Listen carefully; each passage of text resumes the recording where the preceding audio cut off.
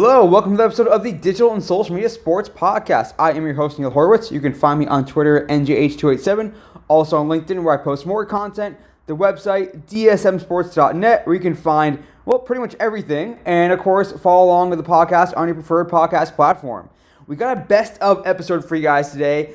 Soon thereafter, keep an eye on this podcast feed. We're going to have another special episode coming up, so keep an eye on for that as we try to give you more content to tie you over the holidays. May have a little break after that as well, but this podcast will continue to throw at you some great interviews, great insights, great knowledge, incredible people I am so lucky to be able to connect with and have them share some of their wisdom, experience, and insights with you.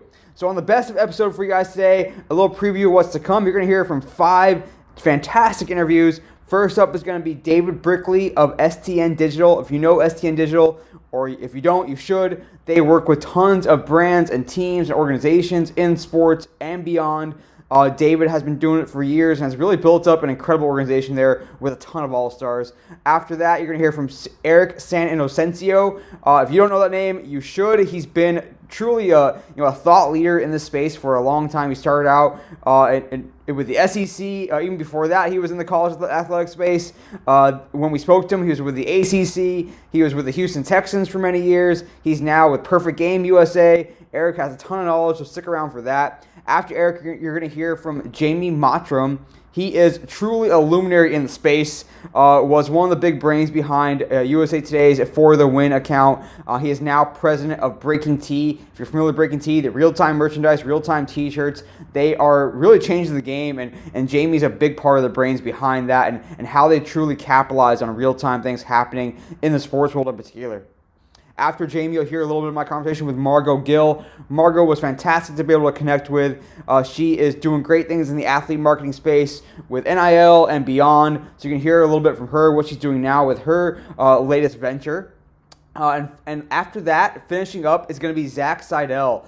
Zach is such a great person in the space.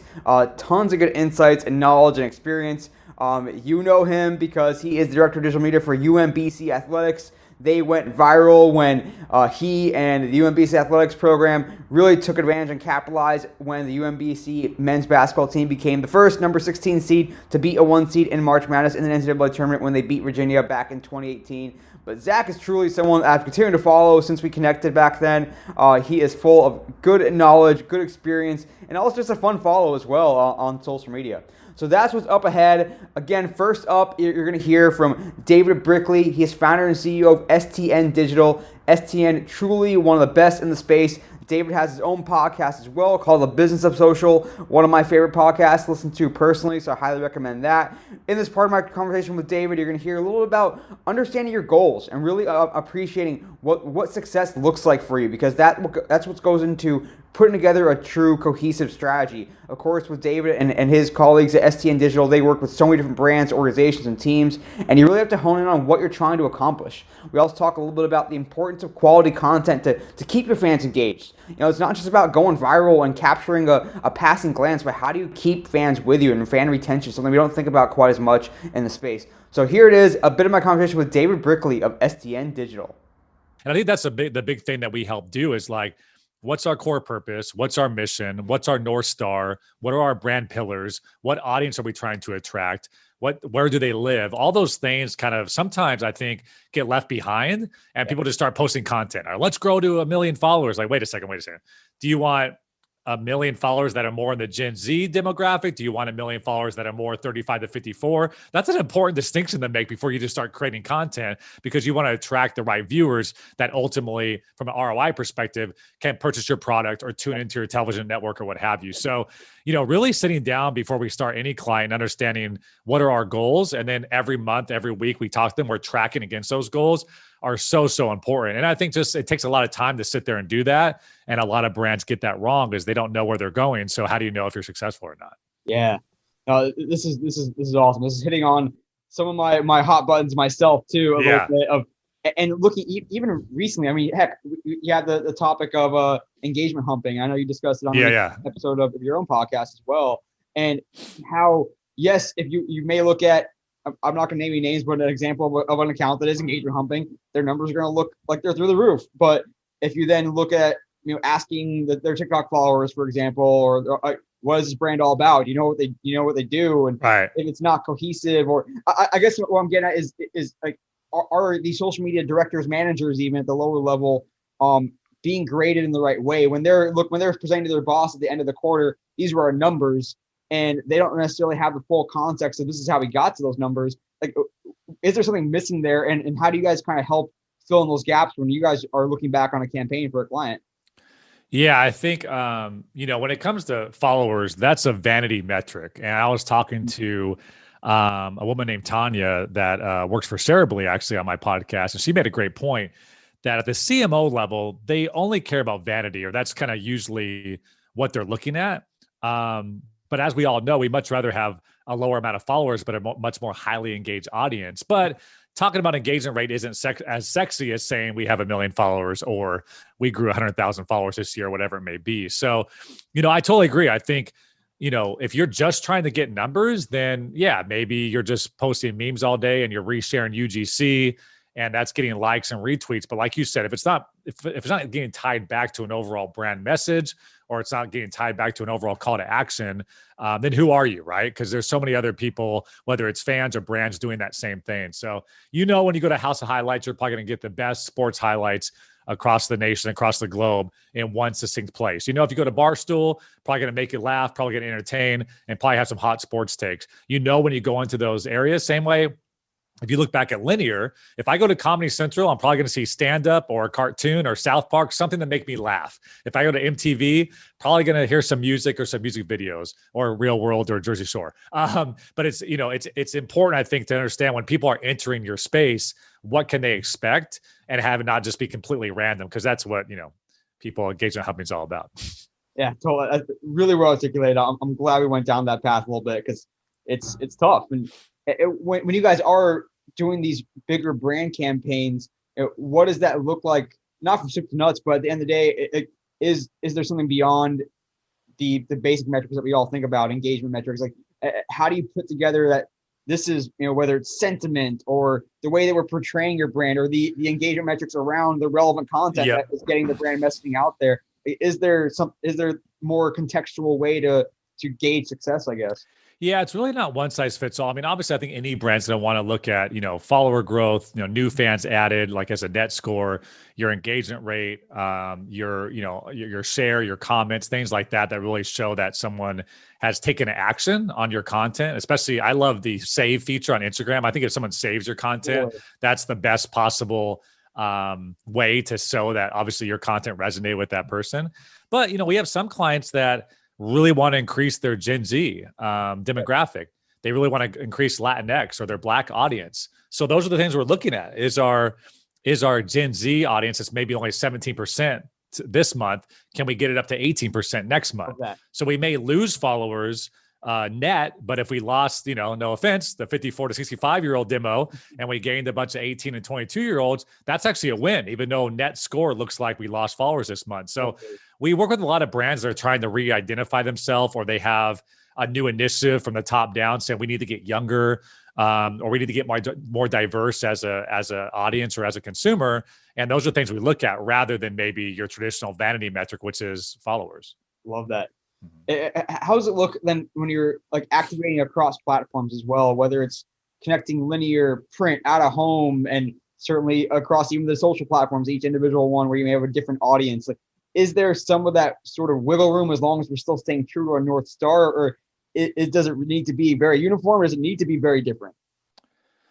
So yeah, every platform needs to be just very authentic, right? I think it's so important to be genuine per platform.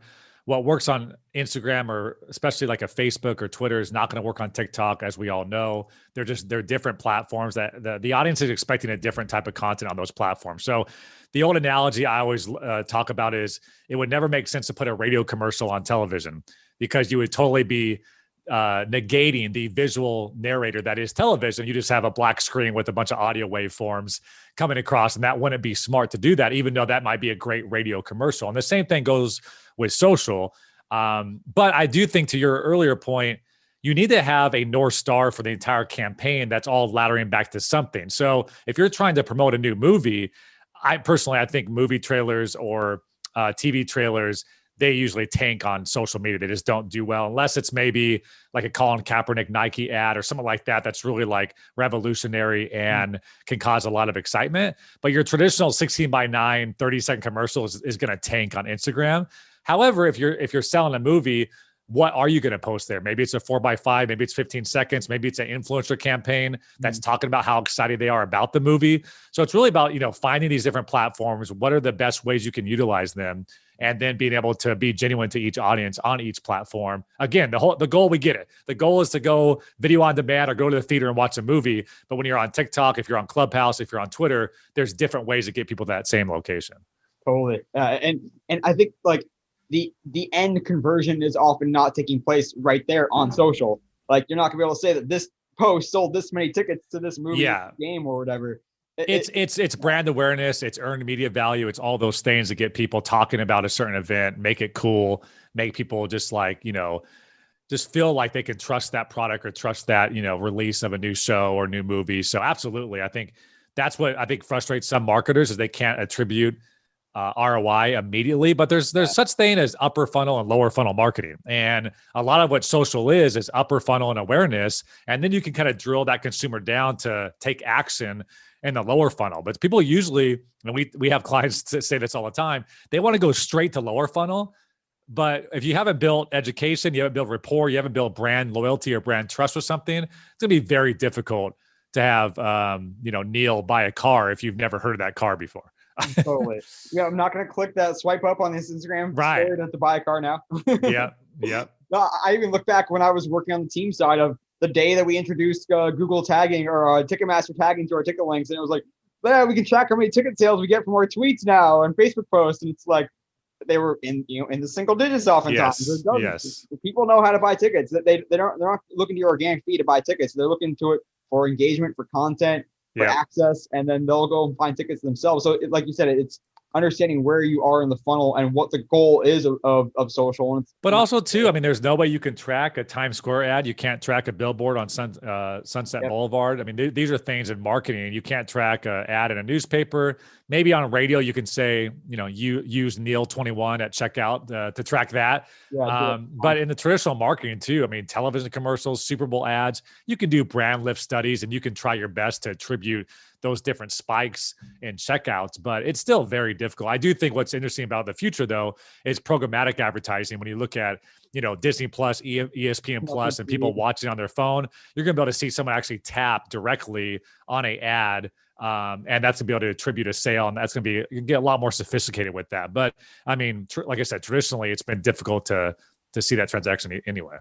And when you look at social as well, like how much of it is we are trying to get the new fans, the awareness, the fan that hasn't heard of us or a casual fan. Like I think also, and this kind of gets at what we were just discussing before a little bit, sometimes it's making the person that has sampled your product into a diehard evangelist, or making someone that likes you to love you, or to spread the word about you. Like, are these nuanced things, or is it typically, hey, we want to go viral on social so we can get the dormant fans to discover us? It's a combination of both. I think, your goal as a brand is to continually to engage, evoke emotion from your current audience, but also attract a new audience. How do you attract new audience? Well, you have your current followers reshare your content. Maybe they DM their friends this content.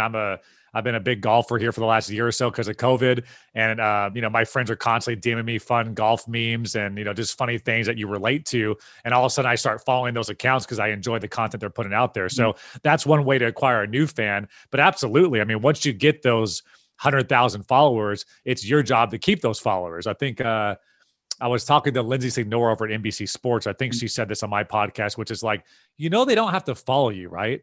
Like at any time, someone can unfollow you. So it's up to you.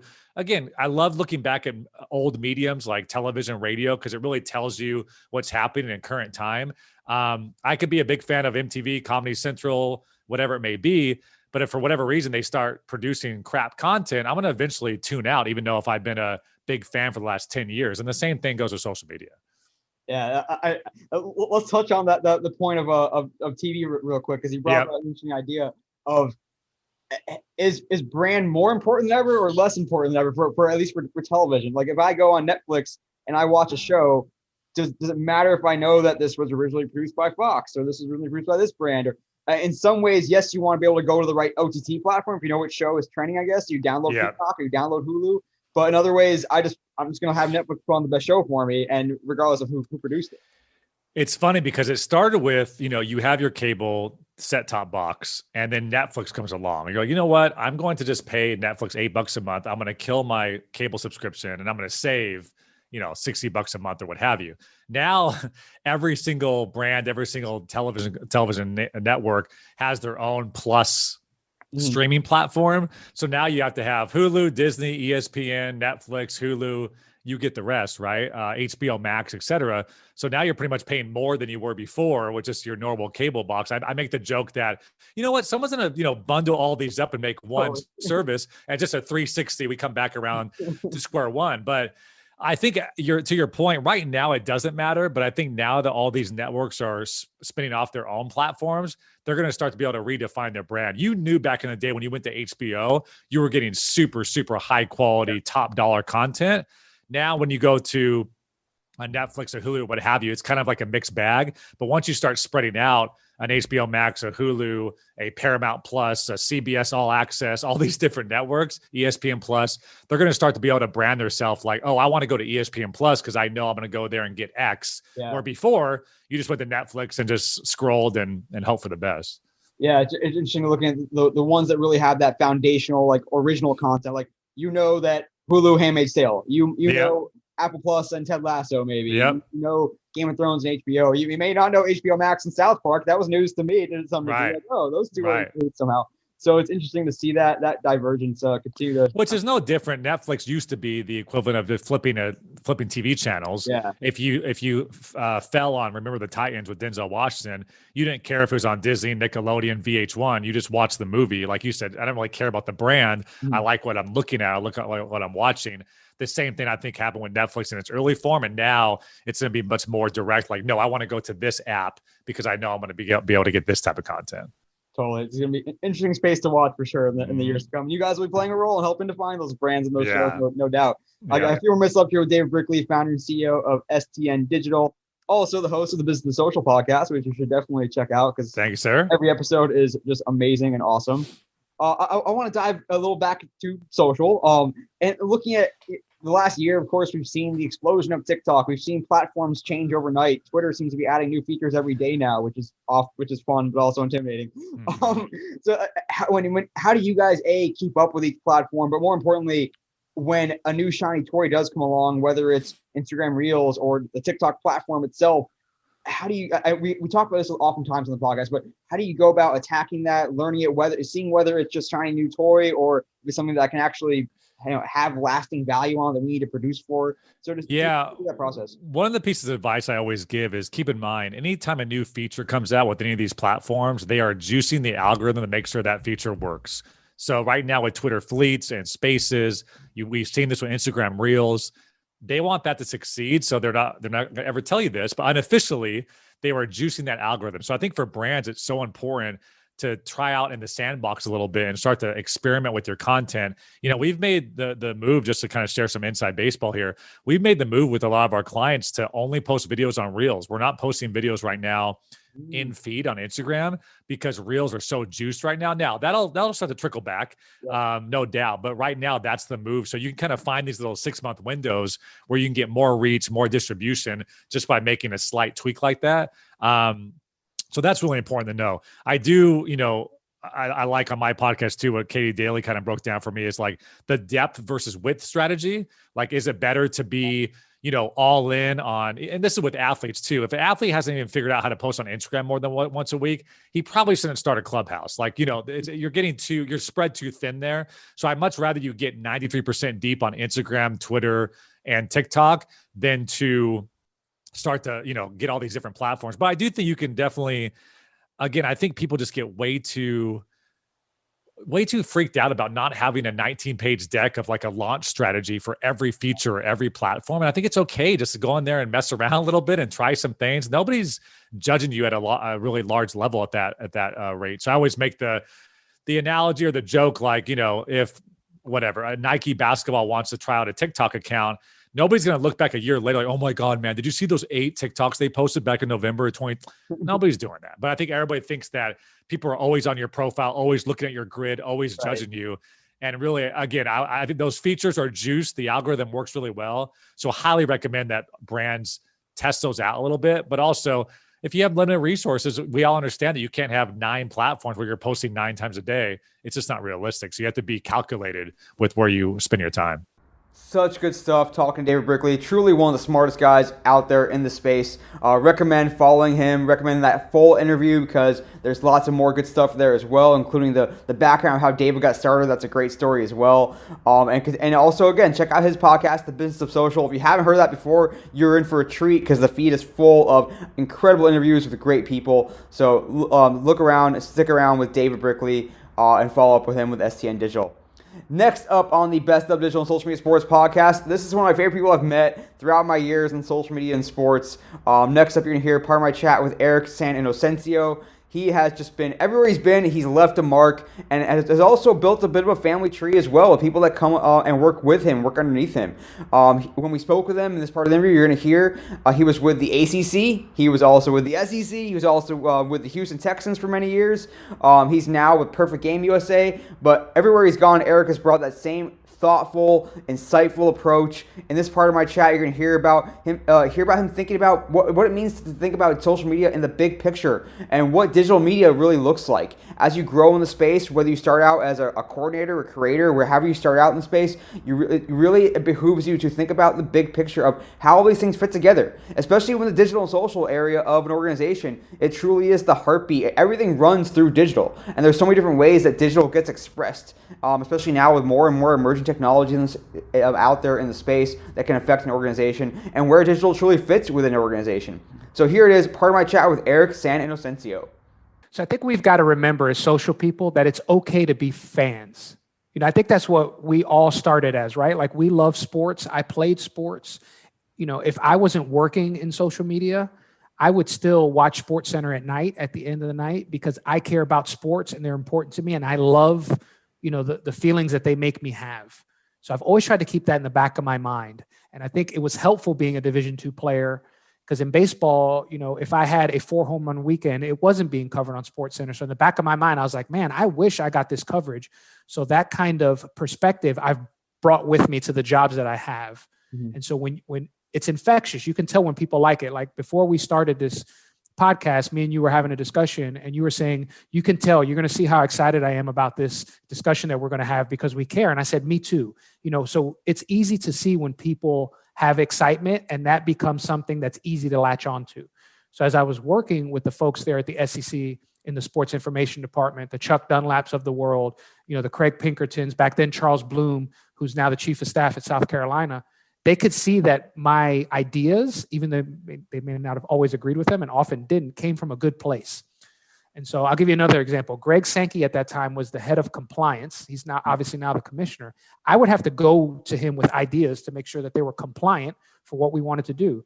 And I used to always joke, I'd go up there to get machine gunned for my ideas because he would shoot them all down. But again, he knew he wouldn't say this is a bad idea. He was like, hey, Eric, this is a great idea, but it can't work within our current structure. So as long as it comes from a good place, I think it's important because then you get the leeway to push in certain ways that may not be the traditional form of communication. So again, like defining what is important to you and defining what your goals are as a department first, and then how that relates to the larger organization is extremely valuable because then when you do want to push or add more, like you said, tone of voice or change kind of your philosophy on the fly, you can at least have something there, a document that your bosses can refer to that if they have a question, hey, we talked about this before.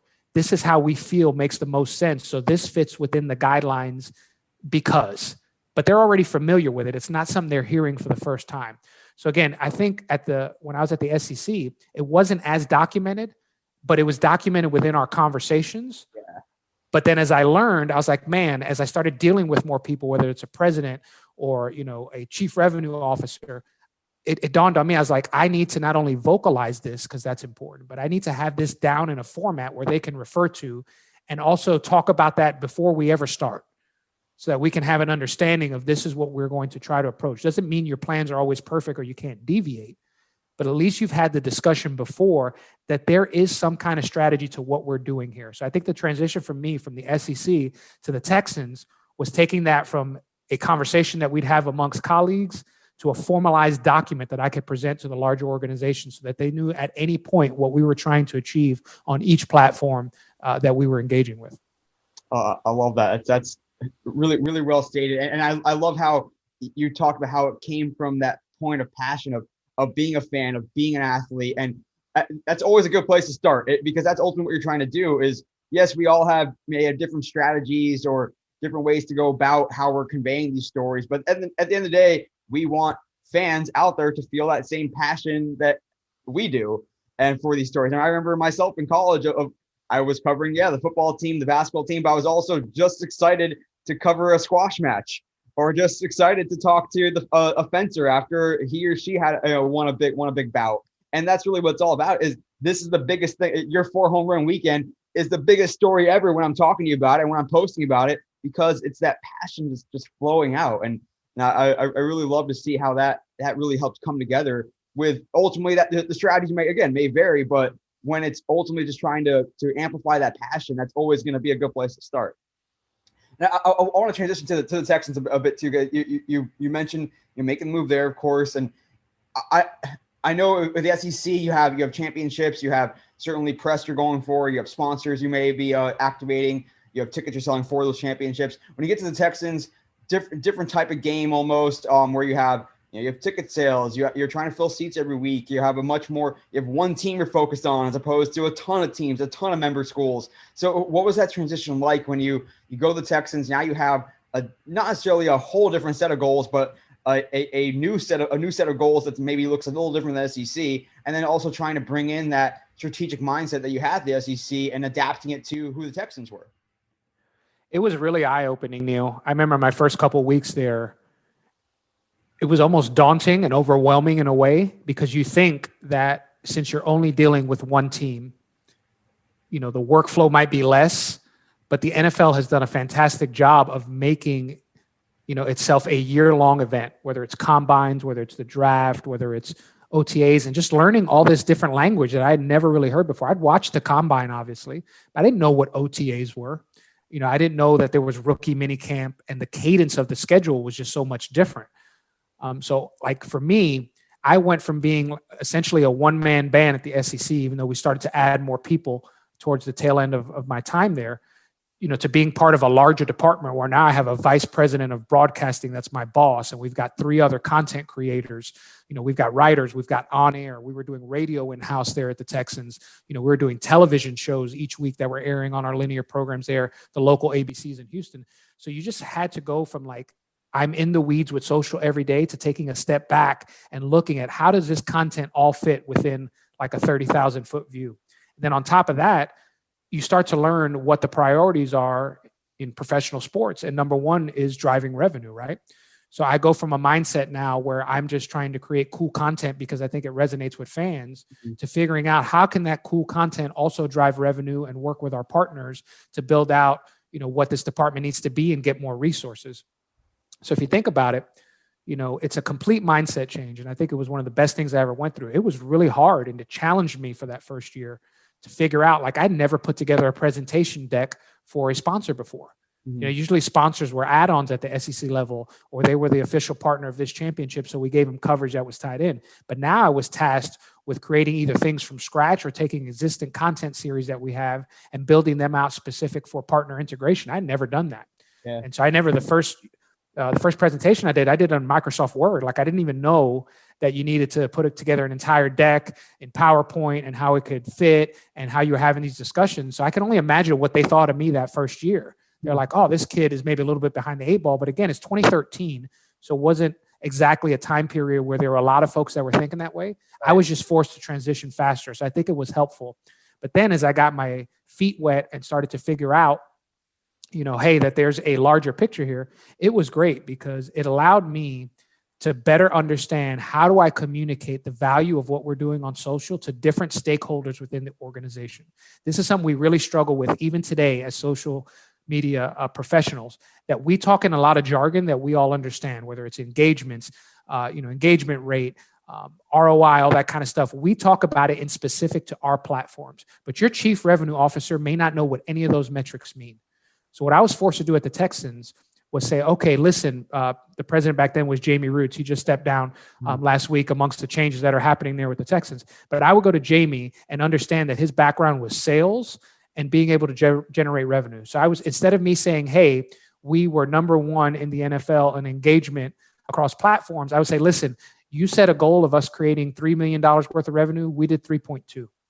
That sticks with him because he looks at it from a dollar and cents perspective. Same thing when I was talking to Greg Grissom, who is now the interim president at the Texans. He was the head of the partnerships team in the sales department.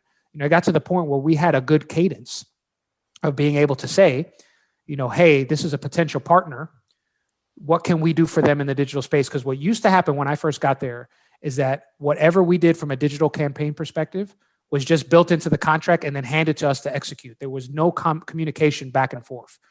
But what we learned and what I communicated to him, I was like, listen, in order for these to be good digital executions, you got to let us be in the room so we can help shape the idea. Because if it doesn't go well for the partner or us, it's not good for either, right? So it got to the point towards the second or third year there with the Texans where I would accompany our sales team on pitches. I never forget, we went to HEB and at the time, they were the sponsors of the tailgating zones. Mm-hmm. So the actual physical tailgating lots within the stadium that we'd have there for game day activation. But they wanted to be in the digital space. So actually, Greg said, come up with an idea and pitch it all the way through. I went there with him, with a few others from the sales team, and meeting with HEB's leadership, pitched the idea. Back then, there were these tasty videos. You may remember, Neil, that they were like 30 seconds. You would throw all these ingredients in and it would turn into some kind of meal. We remixed that with HEB products, tied into things that they were, and we called it the tailgating recipes, right? So we do a tailgating recipe every week, and it was tied into the team that we're playing. If we're playing the Packers, we might do something that's cheese related, or so it became a fun interaction. But I got to present the whole thing and lay it all out. HEB signs the deal, and now we have a digital activation that I was able to present, and I think would work well for us.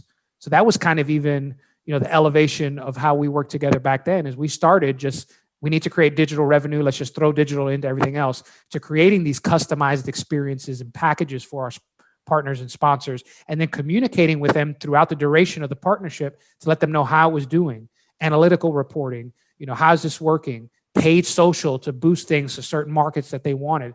So again, I had like a bachelor's degree when I left the SEC, right? By the time I was 2 or 3 years in with the Texans, I felt like I had a master's degree and even an MBA in some ways, because I was so business focused. And, like you're building on these foundations, starts with the content, strategy. Now, how does it transition to driving revenue? So by the time I left the Texans in 2019, I felt like I had this, foundation of understanding, because me being a fan hasn't gone away. I mean, some of the best moments I've had as a fan are watching J.J. Watt pick sixes, or the night that we drafted Deshaun. Like those are moments, or, Jadeveon Clowney, the first time, he made some big plays. I was always a huge fan of his. So those moments were the same. I was still a fan, but now I was understanding, where does this fit within the larger organization? And my dream no longer was to run the Twitter handle for the Texans. It was to run the department. It was to, run the organization and see how this all fits in. So by the time I left the Texans, like I said, I felt like I had grown so much, and that never would have happened had I not stepped out of my comfort zone and really dove in. Again, I had zero understanding of what CPMs were, of, how to sell digital, or, understanding how these packages fit in within a larger sponsorship deal. But by the time I left the Texans, I felt like I had a really good grasp on it because I just dove in. So that's one thing I would encourage everybody here. Social can be really overwhelming. The amount of platforms that we have, the things that we have to program for. But a lot of times it's not even needing to have a deep understanding of everything that you're doing, but just being aware that it exists and then diving in to figure out how it works. And I think it was really helpful for me in my career, because by the time I got to the ACC, I had all of these different parts of me that were formed. And now I feel like I'm much more of a leader in this space, as opposed to just trying to figure out where my footing is. Does that make sense? Totally. I'm just sitting here like picturing you. I mean, basically doing a partnership pitch and being a partnership marketer. I mean, I want to be like, what'd your business card say? Does it say social media? Does it say digital media? Or does it say partnership marketing? Like, there are different ways, different hats you had to wear, and basically almost teaching yourself and teaching. I mean, an industry. The industry was still figuring out, how do we activate on digital? What does experiential look like if it's not in person on site? and bringing a brand to life in a creative way. And as you mentioned, through having those more grown-up conversations, so to speak, and being able to translate things into ways that other departments can figure out. And to your point as well, around really understanding how digital supports and amplifies and fits into the infrastructure of everything else going on in the organization. What is the goal of this department, this department, this department, and how can you guys take part in that? I think it's important too, and I don't mean to cut you off, because digital is one of the few departments that will interact with every other department in the organization, because they're going to need digital for something, right? Whether it's ticketing, experiential, resources, even HR now, the way that they use LinkedIn to recruit, all of these are digital experiences. So you're going to have the benefit of getting to know all the different people within the organization. So how do you communicate that value so that you can know that marketing's biggest goal is to get, more signups for a fan club, for an example, whereas the sales department is trying to sell a sponsorship. Well, can you sell a sponsorship that has to do with the fan club so that you can tie them both together? You're going to be the thread here. So it's almost in some ways, what do you retain and how do you piece this puzzle together? And you're one of the few people in the organization, like I said, that will get that kind of entire 360 scope. Most marketing people won't have an idea of what the ticket office needs, or most sales folks won't have any idea of what HR is doing and how that can impact the organization. You are going to have the ability to have those discussions, either you or somebody from your team. So how do you think about this wider and connect those pieces? Because there may be a goal that marketing has, a goal that ticketing has, and the goal that sales has that you can combine together through some kind of digital experience or a multi-tiered digital experience that can serve the needs for everybody. Really, really good stuff. Again, that's just part of the interview with Eric Santosencio. Highly recommend checking out that full interview and following along with Eric across social, wherever you find him. If you have a chance to meet him, definitely take that chance, because he is just a tremendous person to talk to. A great person, very kind, very generous with his time and his knowledge, and also very, very good at what he does. Next up on the Best of Digital Social Media Sports podcast, you're going to hear part of my chat with Jamie Mottram. I was kind of fanboying talking to Jamie when we connected for this interview, because he is really one of the smartest folks in the space. He truly saw what was going on as social media sped up the velocity and also just the random passing interest of sports fans. And he was a part of, as I mentioned earlier, of USA Today's FTW for the win. He's taken that same mindset and insight and knowledge into Breaking T with their ability to capitalize on real-time merchandise, real-time things happening in sports world and beyond. If you follow Breaking T or you don't, check them out on Twitter, Instagram, wherever your social media preference platform is, and you will see how quickly they get things out there. And you also hear a little bit in this interview, perhaps not in this segment, but about CrowdBreak, a kind of a proprietary technology that Jamie and his colleagues developed to really keep track of what is resonating, what is happening in real time on social, because there's so much to keep track of, and to really be able to capitalize on what's happening now is so important now and in the future as well. So here it is, part of my chat with Jamie Mottram of Breaking T. You know what's interesting though is like I mentioned, like we're used to everything being free on the internet. And I think that's because everything started out as like being free on the internet. And now it's kind of shifted. Like you expect to have to subscribe to the Washington Post or the New York Times or the Wall Street Journal or the New Yorker or ESPN. Like eventually you expect to like hit these walls. And by eventually, I mean like not that far down the path, like on like your fifth click or whatever with them, so you've come to expect that with written content, and you've come to expect it to an extent with video content, with streaming and all the different subscriptions we all have. But it's like the outliers here are like podcasting and social. Like I don't pay for like anything with podcast. I listen to a ton of podcasts and it's like all ad supported, and I skip past all the ads if I'm being honest. So I kind of like I feel like we're conditioned to like expect podcasting to be free and social. Like, you can follow anybody on Twitter, Instagram, whatever. So that it's interesting. And I bet those things will eventually shift in much the same way. Totally. Yeah. I mean, the internet everything was free on the internet until it wasn't, and podcasts are all free until they're not. And so that'll be, it will be an interesting space to watch for sure. And I do want to pivot a little bit. We're having a great conversation here with Jamie Mottram, president of Breaking T. I want to talk about the work you did do at Gannett and how that may inform, what you're doing today as well. And that it really is keeping up with just how quickly things move in and out of the sports zeitgeist, of the cultural zeitgeist. It may be a massive, a major play or a massive dunk or whatever it might be, and it also might be completely non on the field related. It might just be a meme or something that occurs off the field. So, like, what is the best way to keep up with that stuff? How do you know what is going to have some lasting power? And when you're at a Gannett or even at a Breaking T, like, what's the process like for recognizing that something is bubbling up and knowing that this is going to transcend just the whatever, a couple 100,000 people are watching this game live? Mm-hmm. Well, when I was at Gannett, like one of the first things we did there was we launched a website called For the Win. And For the Win, if you were to like boil it down, it was kind of like the BuzzFeed of sports. And, I mean, maybe it still is. I mean, it's still going strong. I'm not sure if they ever secured the domain or if we ever secured the domain forthewin.com. I think I remember ftw.com. Whoever the person was who was squatting on that, I'm looking at it right now. Yeah, it's ftw.com, the internet service for Fort Worth. Okay. And it's like just a under construction website. And For the Win is also not working. So they never got it. I remember I can't remember if it was ftw.com or forthewin.com. Whoever was squatting on it wanted like 6 figures for the domain. And we were just like, dude, nobody even uses URLs anymore. Like just let us have it. But anyways, if you just put FTW in your search bar, you'll find it. But it was like the tagline was like what fans are talking about. For the Win was like social content that was all inspired by like trending moments, like what's going viral, like what the traditional water cooler topics are in sports. And so it was all about like content that was really relevant on social, especially Facebook and Twitter at the time. And it was about producing that content, covering those moments, covering those stories in a way that was really shareable so that like our audience could distribute it on social, and also really digestible and like easy to consume on phones. So this all seems like old hat at this point, but we launched the site in 2013. So it was kind of like on trend at the time, and it became really successful. And, we kind of modeled out how we could do For the Win across all sorts of subject areas, across all sorts of markets. We never really got there.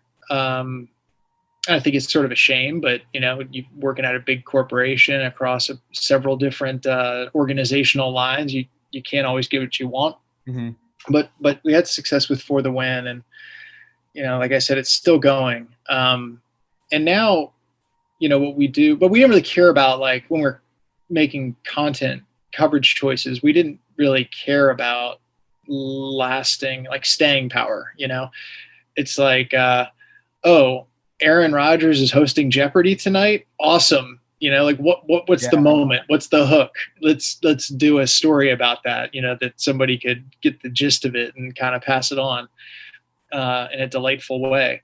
So we didn't really think about that at For the Win, but now with Breaking T, we're kind of doing a lot of the same stuff, but in a totally different format. Instead of articles or Instagram videos or whatever, it's graphics to be printed on apparel, t-shirts, hoodies, sometimes mugs and other drinkware, all that stuff. And we have a much smaller team. At For the Win, we had a baseball writer, and we had an editor, multiple editors, and we had different writers for each sport. And we had a larger, content organization that really was like thousands of people large when you totally zoom out. And we use some tools to help make determinations, but at Breaking T, we don't have, thousands of people. We have a small team that uses a social data platform that we've developed called CrowdBreak to identify things that are bubbling up, and then sometimes things that are boiling over, and that part of, that basically that's like our trend monitoring or our content discovery is CrowdBreak. And if it doesn't matter if it's something happening in the WNBA or in college football or an Olympic sport, if something is happening, we're going to know about it early on. And then our team can make a determination out of that much smaller subset of the larger universe. And part of that determination is staying power. So if a team, has a moment, a player has a moment, and it's game 2 of the World Series, well, that we just know as humans that that's not going to have the same staying power as a moment in the deciding game of the World Series. Yeah. Or if a player does something, but they're brand new to the team or the league, or maybe on the other end, their contract's about to expire and they're expected to leave. We know as humans that affects things, that affects the shelf life, that affects the expected market impact. So it's this combination of social data analytics and then editorial judgment that we use to kind of tee things up for our creative team. And then we can capture whatever the moment is creatively in a way that fans are going to want to buy it and wear it, and maybe think fondly of their new favorite T-shirt for a long time to come. Yeah, I have some big picture questions, but I do want to sort of dive right into this process of what is it like when a moment breaks, or when wherever a crowd break score reaches that critical mass point, we're okay, let's do this. And then the creative conversation happens, mm-hmm. and the operations are taking place in the background to make sure that everything is done. What's that? Is there a war room aspect to it? Is it constantly multiple people are typing in Slack? That craziness that you see. What's that status like, or that experience like? Yeah, I mean, well, just I don't know what day it was yesterday. Maybe it's Julian Edelman he's been cut by the Patriots. He's expected to retire. Multiple people are typing in Slack. It's we get the crowd break alert, either before or right around when everybody's kind of discovering it, they're, just per the usual ways. And, our product development team is tease that up in Slack. It's here's something on the NFL front we need to do. Breaking Tea happens to be licensed by the NFLPA. So that license enables us to use the name, image, likeness of all players across the league. So it's, teeing that up. The moment in this case is that a somewhat legendary Patriots player is his time there is done. His watch is over. But that doesn't make it very easy, what we should do creatively, so the team kind of spitballs that, what are people saying on Twitter? What were the biggest moments of his career? Did he have a great nickname?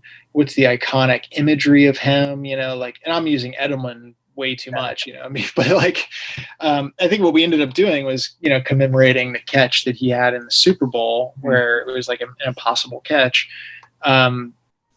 So, our product team tees that up for our design team. Our design team comes up with a great graphic. We all kind of agree that it looks good and is ready to go. And we submit that to the NFLPA for approval within hours of the news breaking. And we have that approval and we go to market. Our goal is to go to market within 24 hours of something happening. So, within 24 hours of that news breaking, we're selling, Julian Edelman, legendary. I think it was the legendary Julian Edelman is the name of the product. Mm-hmm. We're selling that in our website. We're pulling all the levers for online distribution to get that in front of the right fans. And, we're talking to our different wholesale partners so that brick and mortar retailers can have it in store while the moment's still hot. First, it just sounds like so much fun of having those roundtable conversations of, okay, how do we commemorate this moment? How do we visualize this moment? Mm-hmm. Let's talk a bit about the distribution strategy. Does most of the traffic or the sales conversions, is it a combination of SEO, is social referral, paid social? Mm-hmm. What tends to work the best for you? And does it vary by demographic even? Yeah, I mean, there's a lot of variation and a lot of nuance, but just to speak in broad strokes, most of our sales come from e-commerce, from direct to consumer online sales. We used to be like almost entirely e-commerce. It has shifted over time as we've matured and developed more wholesale relationships to be a little bit more of a split between e-commerce and wholesale to retailers. Mm-hmm. But just talking about e-commerce specifically, there's a bunch of different channels. Like we are not, 50% plus anything. There's no piece of the pie that's, half the pie. We have a bunch of different organic sales channels. We have a really large customer database, people that have bought from Breaking Tea before, and we know their buying behaviors. If you bought a Patriots shirt before from us, right, you're going to get an email about our new Edelman shirt. Like that's just a very simple thing that we do with each of our launches. We segment our customer database. We have our own social followings.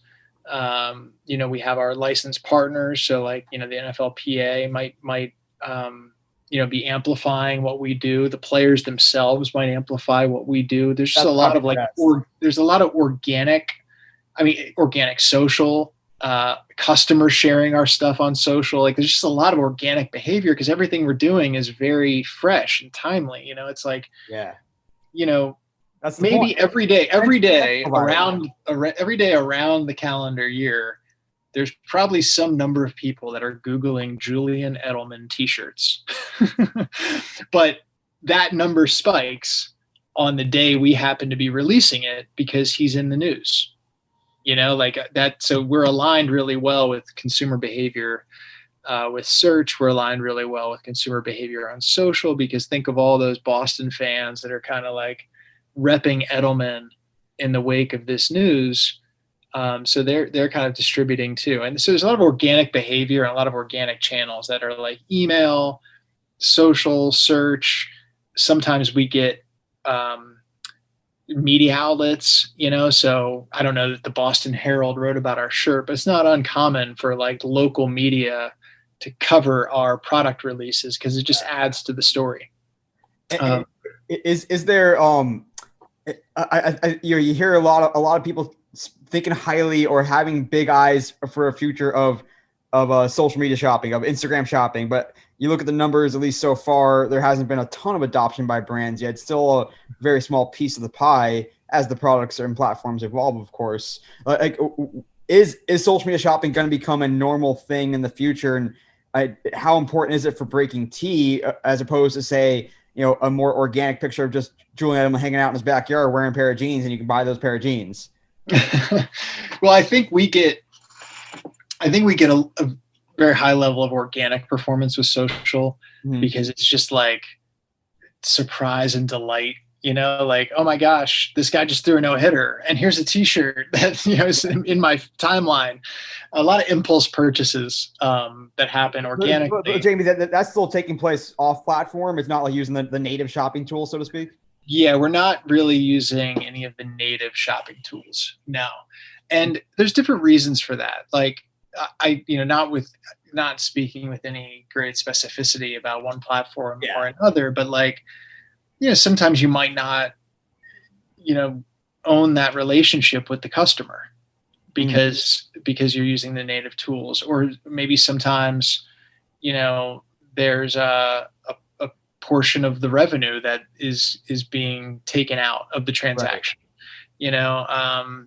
There's just different aspects to it that don't make it totally attractive or, put you over the edge to do it in the first place. Right.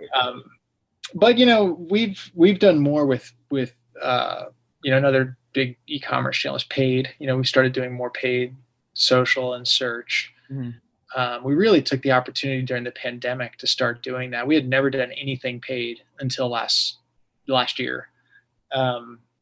We just had more time and we had a greater need to drive e-commerce revenue. So that was something that we undertook last summer during the pandemic, that has kind of helped us be stronger on the other side. Such good stuff being able to talk to Jamie Mottram. Again, I felt privileged to be able to connect with him. Really smart guy, really down to earth as well, and makes things come out that in a really clear, articulate way. Just really good stuff. And also, just it really behooves you to listen to what we said, even that part of the interview, about making content consumable and understanding what the fan is out there looking for and deliver that as well. Next up on the Best of Digital Social Media Sports podcast, you're going to hear part of my conversation with Margot Gill. Margot's really been around this athlete marketing space for many years now. She gets it. She's thoughtful about it. She recently co-founded her own company, Posse, in the athlete marketing. It's an athlete monetization platform. She is really smart about this stuff. In this part of my chat, you're going to hear about what it means to build a brand for an athlete on social, the different ways there is to go about it, because not every athlete has to bare their soul and show everything, show their family, show all their personal stuff. There's different ways to build a brand on social and be able to take advantage of it for an athlete. Just really smart stuff and thinking about athlete marketing from a 360-degree perspective. Check out what she's doing now at Posse, but more importantly, stick around because here is part of my chat with Margot Gill. And I think if you can kind of find like a comp for like what their social media could be, or like if you know their personality, then you can kind of find a comp that you could be like, this is what you could be doing and should be doing, and like this is the benefit that you would get from doing this. And so there's not a one size fits all. And I think it's interesting to see people who, weren't really on social media. Like Tom Brady is a great example. He went from like not really doing anything to like having a whole team that like creates all this cool content. And like with him, like, he's not creating that content, he has a team. And so I think that even getting across to players sometimes too, it's like being active on social media does not necessarily take away like your privacy or your private life. Like if you're doing it right, people still shouldn't really know all that much about you unless you really want them to. But like you can still have a presence without it really affecting your daily life. And it shouldn't, it shouldn't be an afterthought. You should be on top of it. And if you have a team, then they can make it easier for you. But then, I think the younger generation too, they're just always on social media anyways. And so like, I think they get more excited about sharing little details about their life and letting people into their life. And so there's not a one size fits all. But I think if you can, based on their personality, kind of show them how they can manage it or what they could be doing and like what the actual benefit is monetarily, I guess, then like that can go a long way. Yeah. And it's really interesting to think about how these younger athletes, they've been on social their whole lives. They don't know anything different. And that because of that, they've probably developed, whether it's a personality or a brand or a way they use social or how much they do share of their life or what kind of, how they want to present themselves on social media. Whereas someone that's a little bit later to the game or doesn't share much might be a little more cognizant of the brand they're putting out there and maybe more intentional about the brand they're putting out there. And that may or may not be true to them, as authentic as the young person that just shared without thinking about it most of his or her life. So when you're thinking about that and trying to help an athlete get started or improve their social media, if they're already on there and already posting a little bit, how much is it, hey, let's present the most authentic version of you versus let's look at who you should be or who you want to be, and present that brand as such. So like it's a little bit of a slippery question, I guess, but kind of how do you think about that when you are working with an athlete to help them figure out who their brand should be and how that may or may not differ from who they really are, I guess. Yeah, no, I mean, being authentic is absolutely the number one priority at all times. When I say like showing them who they could be or should be, I mean that more in the sense of like, I guess showing them, kind of like the value of what type of content they could be doing. And it doesn't have to be every day, but it could be, if you do a version of this, like your fans will probably like that, or this performs well typically with guys on your team or guys on your position or whatever it may be. And so I think that's more like to show them examples of things that they could be doing. But ultimately, it has to be authentic and it has to speak to who the player is.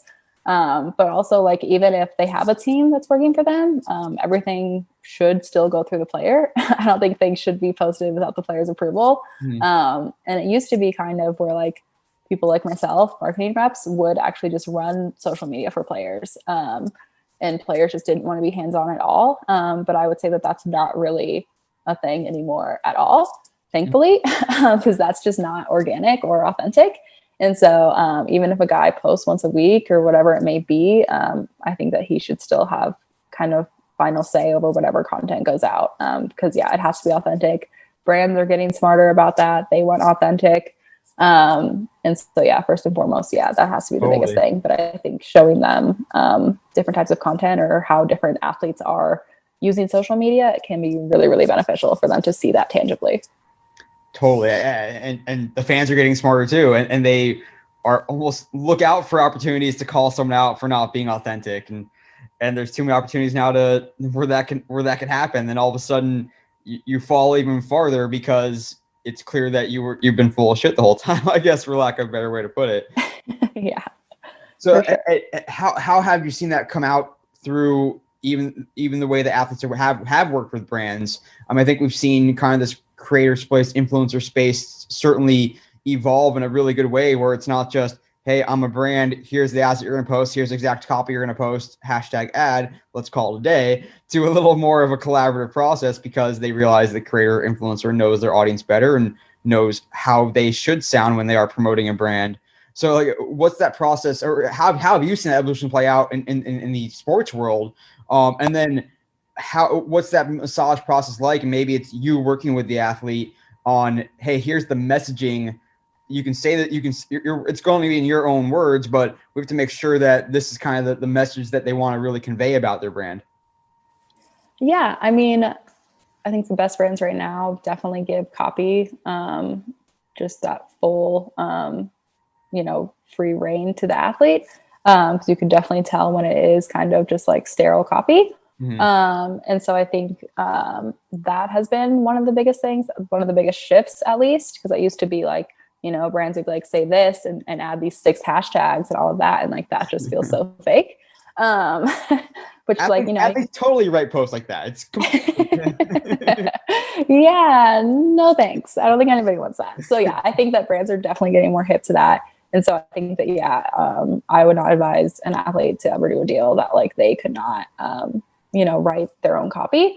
And so I think that that's definitely the biggest thing. I'm sorry. I feel like there was a second part to that question. Yeah, and then kind of like when they have the opportunity or the ability to write their own copy, how do you then make sure that it is aligned with what the brand's trying to get out there? I mean, there's a lot of different things that an athlete could say about a brand that they support or they use or they like, but there might then be a brand campaign that the brand wants them to make sure to hit on, this angle or this messaging. And how do you make sure the athlete gets it out there, but still in their own words? Yeah, for sure.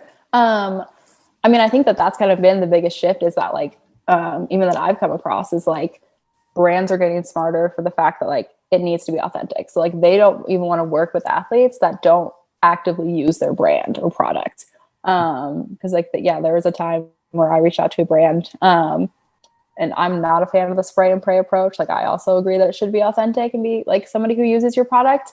And, but I was pitching an athlete for a company and they were like, so does he actually use this product and how long has he been using it and what's his experience with it? And so like brands are getting smarter at asking those questions up front before a deal even gets done. Mm-hmm. And so that like at the point when an athlete is talking about it, it is authentic and organic and they don't really have to coach it. But if there are campaigns where, there has to be certain wording or a certain phrase in it.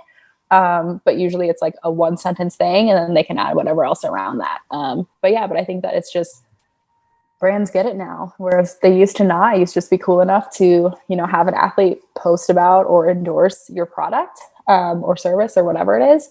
Mm-hmm. But now they know what they're looking to get from it. And so they know to ask those questions up front where it's kind of by the time you get to writing copy, you already know that it is a beneficial and an authentic relationship from both sides. Totally. I feel like there's like a football analogy with like a playbook and improvising on the field, but still scoring. There's some analogy there that I'm not in the right mindset to tease out, but I always love the analogies. Having a great conversation here with Margot Gill, clearly all about athlete marketing. It's still a few more minutes left for this episode shareable stat. And I want to talk a little about the athletes themselves and their capabilities. Because I think we talked about Tom Brady, who, of course, at least it would appear, has a great team working behind him, unless he is making all these sick edits by himself in his free time. And then you have the other side where maybe you look like a Juju, who is making his own TikToks and streaming on Twitch and making Instagram stories all the time. And so, like, does the future look like a more of a professionalization of social, not professionalization meaning inauthentically, but a player working with a professional creator, photographer, or videographer to say, hey, I want you to help me create my content, and we're going to work together on this, versus the Jujus or the up and comers that have used these platforms natively and will continue to do so, throughout. Are we heading more in one direction or another? Are athletes more proactively seeking to get better at Instagram, to get better at TikTok, or is that more, hey, let me find someone who's gonna help me create better content? Yeah. I mean, I think there's still going to be a mix of both. I mean, I think, this younger generation, they know how to do everything themselves. So I think that a lot of it still will be from like their perspective in doing things, but like there's always going to be athletes that, have videographers and photographers follow them around because they want that high quality, perfect content every time. But I think there's going to be a mix of that too, even like from the younger generation, where they want those perfect posts. And then they also want the raw, organic, spur of the moment posts as well. But I do think that, the older generation, I mean, it'll be really interesting to see if people do kind of lean more into things. I mean, now it's just kind of overwhelming how many social platforms there are and how many different pieces there are to each platform. I mean, Instagram is like 5 apps in one right now. But I mean, I think it's going to continue to be just kind of a mix of what works for the athletes. Because some athletes don't even want to mess with social media, but they know they need to be active on it. So then, they hire a team. But I mean, it's definitely going to be interesting. I'm excited to see where this space goes, especially like with college athletes, potentially being able to make money. That's going to be a really interesting aspect. But I mean, from them, like, unless they're, the big guys, they probably won't have the money to pay somebody. And so, it is going to be all organic or themselves, or, maybe they'll be friends with the photographer on campus or whatever. Right. But I'm super excited to see how college athletes kind of exploit the space. Yeah. And that's why I'm always intrigued too about how much athletes care to learn about the platforms, almost like a part-time social media specialist. And also then how much they are actively seeking that knowledge. Like if Liberty had a social media education for athletes, a course or even a night class or whatever it could be, like, would that be a viable thing? Would that be something the athletes would really want to go after? Or did they grow up with it? So they don't really need to know it, or they don't need to know how to use it more professionally, or they don't need to get up to speed on the latest additions to Reels or the newest platform additions to Twitter and Twitter Spaces. So like, how much desire is there for that you've seen for athletes to really want to almost learn like we do in the social media space and go seek out those skills and that knowledge and follow Matt Navarra on Twitter and follow the newsletters and whatnot, versus just either relying on someone like you to teach them, or just saying, hey, I'm going to post where I know, and I'm going to rely on someone else to sort of teach me about what I need to know when it's time to know it. Yeah. I mean, I think that if it's available to athletes, like there's so many schools now that have programs that are going to be helping their athletes with their social media and their branding and just NIL in general. I think if it's available to athletes, that they will take advantage of that for sure. As far as reaching out and trying to like learn from others, that'll be interesting. I don't know. I mean, I think that if, they know that they can, they might. But I think still at college, I mean, college athletes, like they already have such crazy schedules. So if it's not necessarily something simple and easy and on campus and available to them, then they probably won't. In the pros as well, Margot, I'm curious, like, are any pro athletes seeing the opportunity, knowing that, hey, even if I am a backup offensive lineman, if I do things right, I could still be a really popular athlete on social media, or at least popular enough to get some money. So should I hit up this athlete who I know is really good at social media? Or should I hit up my agent to see if I can get some help? Or should I hit my agent to see if I should hire someone to create content for me and work with me? Yeah, I mean, I think a lot of agencies have built-in people. You know, some agencies are kind of more forward-thinking than others, but yeah, I mean, I think a lot of agencies do a disservice by not kind of helping their athletes in that way, or by being kind of hands-offish.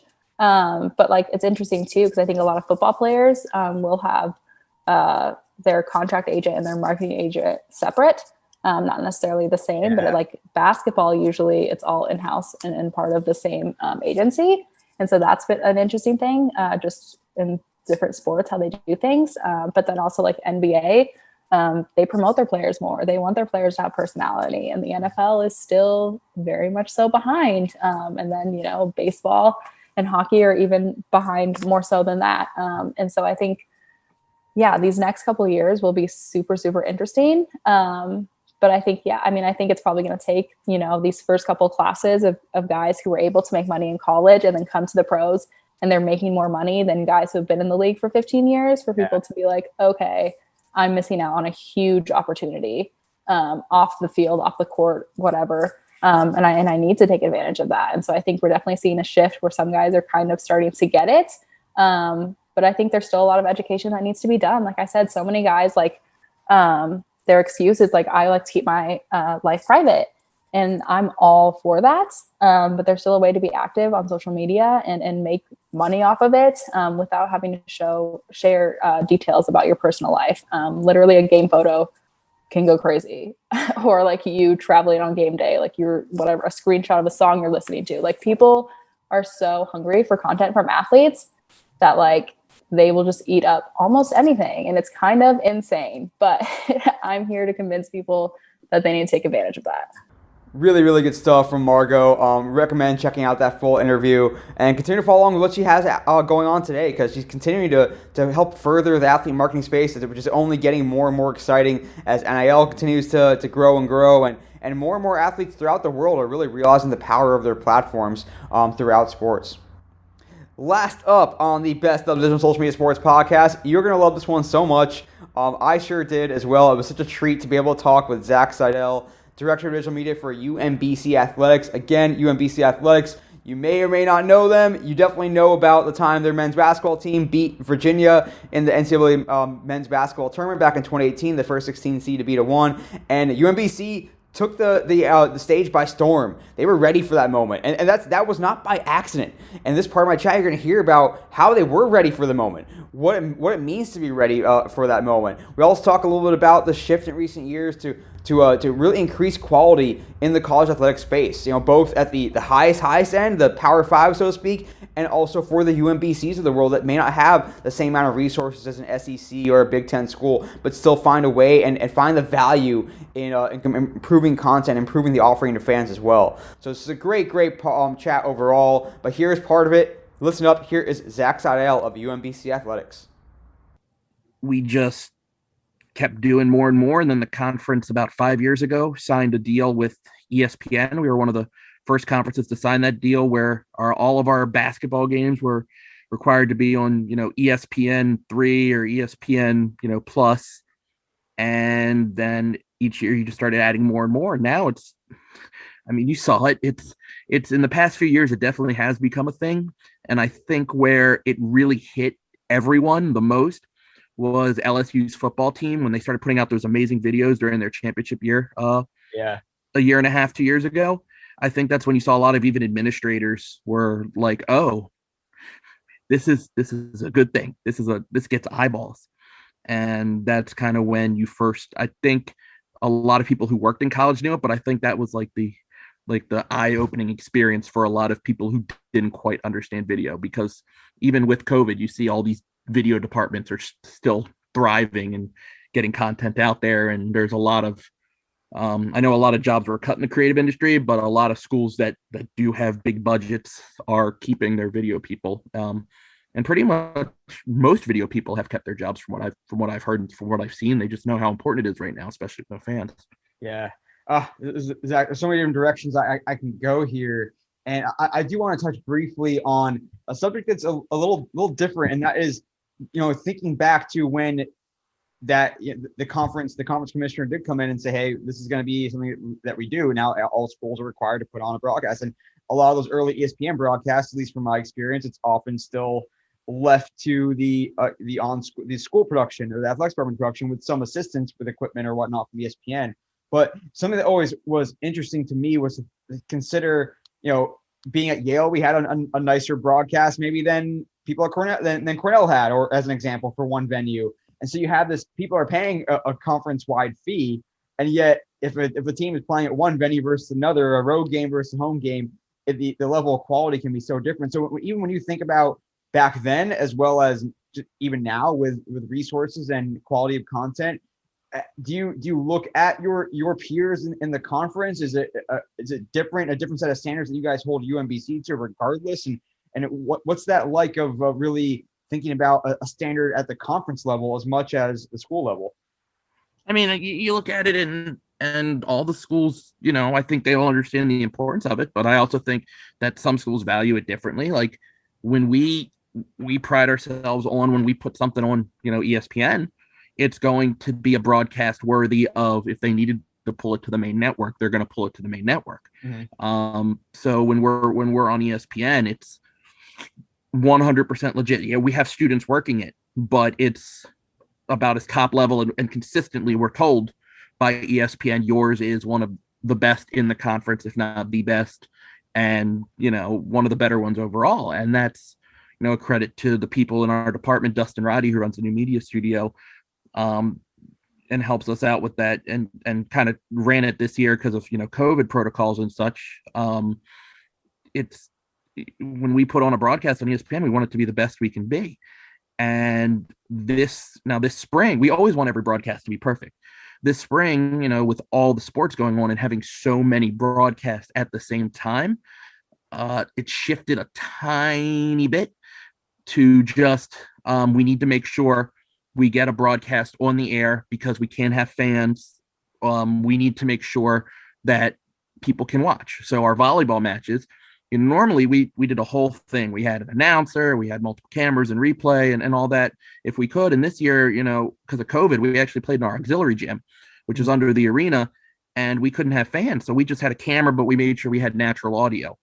I know I saw some other schools that didn't have any announcer, didn't even have any audio. It's just what you can do. But, in this climate right now in the spring of 2021, where we can't have fans indoors or we can only have limited fans outdoors, it's just important to get the broadcast up there. That's kind of how it is. So normally in a normal year, we want to put out the best possible product. But this year we need to make sure we get this broadcast up so people can watch.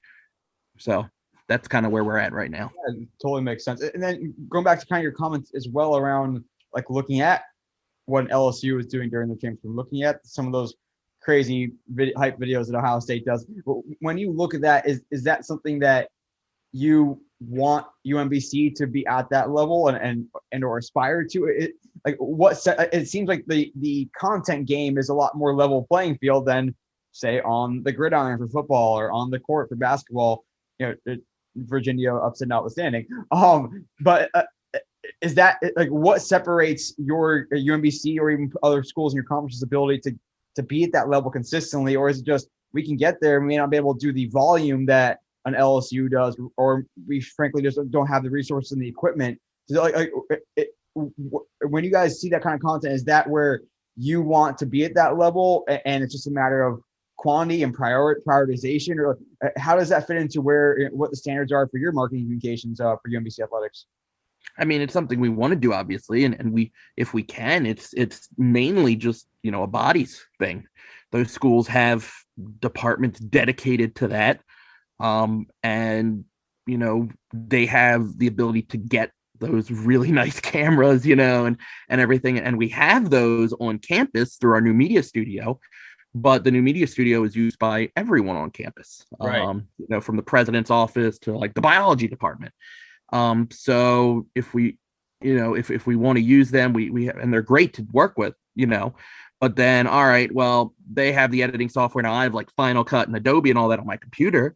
But between running the streaming and I do some, sports information work and among other things, it's really just a body problem. Like just, we don't have enough bodies for the positions to do that. And that's just something that comes with the territory at a school our size. And it's, we would we love to put those videos out? Yeah. Have we tried? Yeah, we've had cool videos made like that. We've had students that have volunteered to do it. We've done them ourselves. But in a perfect world like LSU, they were chugging out 2 or 3 of those a day, right. And that's just not something. I think many schools outside of the upper Power 5 can really accommodate. Yeah, I think it does. Ultimately, you have to make a lot of decisions around resources, around prioritization. If we only have XYZ number of cameras, number of studios, number of bodies, what do we put our time and effort into, and how do we kind of prioritize in the day? So when you guys are looking at that prioritization, what guides those decisions? Is it like, are you trying to get an equal balance across every single sport? Is that the number one goal? Is it just to really highlight what's going to bring UMBC athletics the most attention? Like what goes into those decisions when you are ultimately allocating, scarce resources? Yeah, I mean, it's you want to be fair to everybody. You want to at a school our level, and that was, one of the issues coming out of as great as great as the upset over, Virginia was. You didn't want it to create a perception, if that makes sense, within the school that that we only cared about men's basketball, right? And you didn't want to you didn't want that perception to really seep throughout, if that makes sense, throughout the athletic department. You didn't want someone on one team thinking, oh, well, they only care about men's basketball. So we really wanted to make sure, and it's my philosophy too, that we really show the same respect to every team. And whether it is men's basketball, whether it's women's basketball, whether it's cross country, whether it's swimming, whether it's women's lacrosse or softball or baseball. So, my philosophy is we want to do everything and show the same respect for every single team we can. And because it's like on our Twitter account, sometimes we'll post something about, one sport and they'll be like, no one cares. We only follow you for men's basketball. And we'll say, hey, then there's a men's basketball account. We're here to show all 17 of our sports. Yeah. So it's, we're trying to provide these student athletes with the best experience as possible. And it's up to us to promote them all equally. At the same time, like, if you ask, say, whatever, a women's soccer coach, ultimately, the more attention there is on UMBC athletics, the better it is for the school, the better it is for the bottom line for all sports. And so there is, I guess, when something like Virginia does happen, there is a bit of an expectation that, hey, it's okay to weigh heavily on men's basketball right now, or this week, or these 2 weeks, or whatever it might be, because the time is now to capitalize on that. And let's revisit a little bit of kind of what you can do when something like a Virginia happens, and how the school feels about athletics, both before, during, and after, as being something that's not just helping the athletic department and recruiting and maybe donations to the athletic department, but also, frankly, the number of applications and that sort of that March Madness effect that we've seen talked about a little bit. So I guess from what you've seen play out, what was it like in the moment, and as well as, how does the university really look at athletics both at that time and moving forward, given maybe the effects that you can speak to from that moment? Yeah, no, there's definitely been more interest in the school. I know for a fact that, one of the more interesting aspects of that, at least from our, school administration standpoint, is that the average SAT score of the average student went up, of the average applicant went up. I mean, so it wasn't that we were getting more applicants, it's that we were getting a higher quality applicant, if that makes sense, academically. So the students who have very high academics and normally look at the Ivy Leagues and schools like that, they were considering us, and that was in correlation to the attention that basketball got. So that was a good thing. And even though it was a pandemic year this year, I do know we had very steady, I think even a little bit higher enrollment than normal actually. So it did have an effect where more people were searching for the university and trying to find more information out. And it really put us on the map, not just athletically, but like I said, academically. And all of our coaches will tell you it helps recruit, like now when they go recruiting, instead of saying who you are, we're the school that the basketball team beat Virginia. And so that helps as well. And I think the school will tell you now that, they always support athletics, but it does help them too. It was part of our advertising. So for the school, you still drive around the neighborhood that the school's in, and you still see the 16/1 stuff. So it's been helpful to both athletics and the academic side of the school. What was communication and collaboration like maybe before? I mean, even speaking to people that work in the college space, some schools are better than others when it comes to working with university communications, and maybe that's different at a school like UMBC where it's a little bit smaller and you don't have as many cooks in the kitchen, so to speak. But was there a lot of cross-departmental communication beforehand, and how did that maybe pick up or change when all of a sudden athletics became this gleaming front porch more than ever with the Virginia upset? Yeah, no, I there were more hey, would you guys mind retweeting or reposting this article from our accounts. There was more request from the academic side of the school to highlight on social media, especially stuff from the academic side of the school, alumni relation stuff. So that's kind of, as someone there said, you have way more followers in the school right now. So it's the best way to get info out there. And so that's kind of where it came from. It's still the same people we always chatted with from our school, institutional advancement department.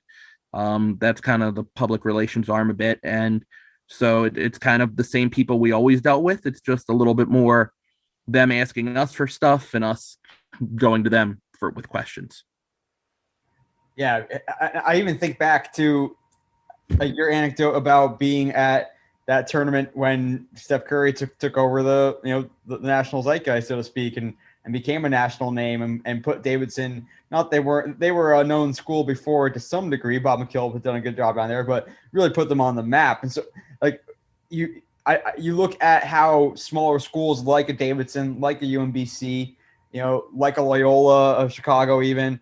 And how basketball and those crazy few weeks in March can really make put the school on the national radar and on the map for people that maybe hadn't ever heard of or thought of the school before or thought to apply. So as that effect has become more pronounced and more over the years, especially with the growth of digital and social, being able to activate in the moment, so to speak, and track those metrics and track those Googles and traffic, website traffic and all that. Like, if you look at your own experience at UMBC, even going into that, is March Madness really that circle on the calendar assuming you guys make the tournament that, hey, something huge could happen and we got to be ready to strike? Like, if you look back on what played out in the Virginia year, what went well, what would you have done differently? And, are schools like UMBC, do they all need to be sort of ready for that moment because it may not come again for a generation?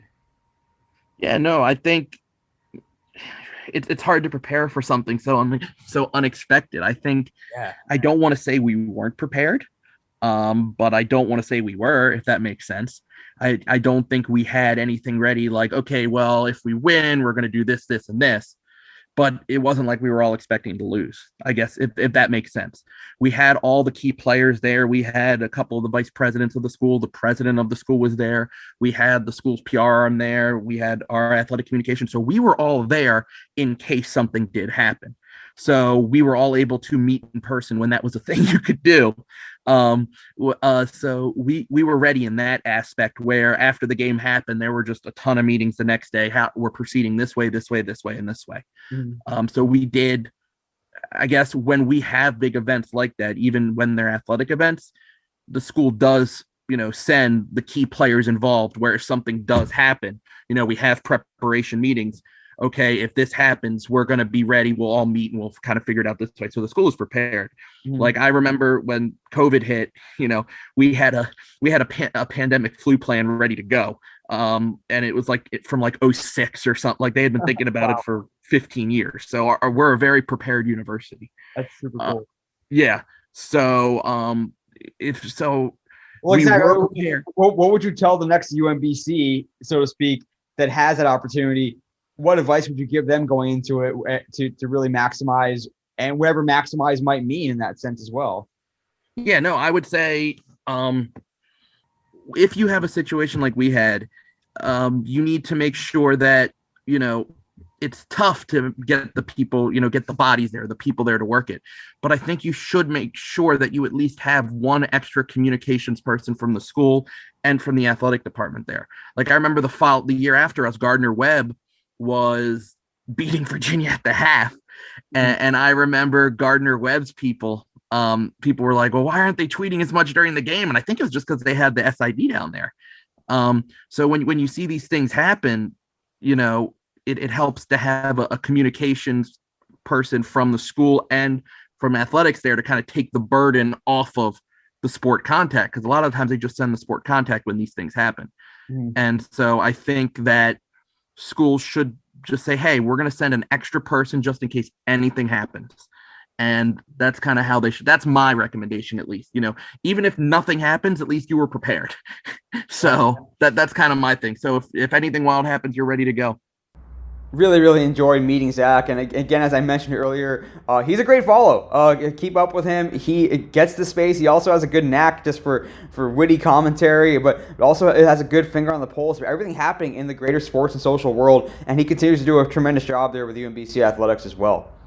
But that'll do it for this Best of the Digital Social Media Sports podcast. Thanks again for listening. Again, you can find every episode that we went through today on the podcast feed, on the website, dsmsports.net. You can find me on LinkedIn, Neil Horowitz, where I post more content. You can also find me on Twitter at NJH287. We'd love to hear from you. As I mentioned earlier, stick around on this feed, subscribe, or just follow along because we're going to have some special episodes coming out during the holidays. And more importantly, we are looking forward to a great 2024 with you as well as we continue to just be so lucky to be able to talk to these great people in the sports and greater sports space to learn from the greatest and bring insights, knowledge, and experience to you guys.